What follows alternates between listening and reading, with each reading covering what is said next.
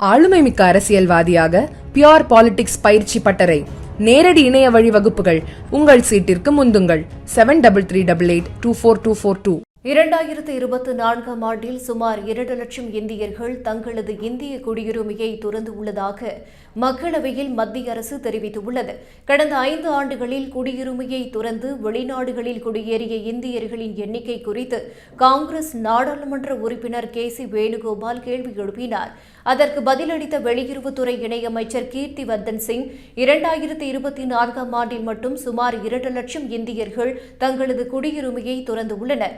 வெளியுறவு அமைச்சகம் வழங்கியுள்ள தரவுகளின்படி இந்திய குடியுரிமையை துறந்த இந்தியர்களின் எண்ணிக்கை 2020ஆம் ஆண்டில் 85,256 பேர், 2021இல் 1,63,370 பேர், 2022இல் 2,25,620 பேர், 2023இல் 2,16,219 மற்றும் 2024இல் 2,06,378 பேர் தங்களது குடியுரிமையை துறந்துள்ளனர் என தெரிவித்துள்ளார்.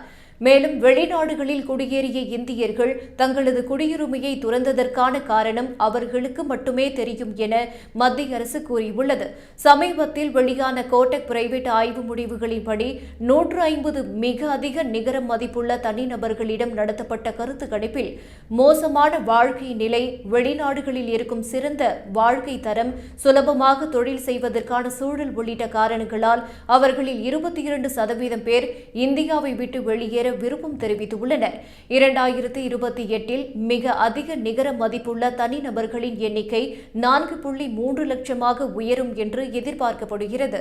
அதே வேளையில் அவர்களின் மொத்த சொத்து மதிப்பு 359 லட்சம் கோடி ரூபாயாக இருக்கும் என்று கணக்கிடப்பட்டுள்ளது.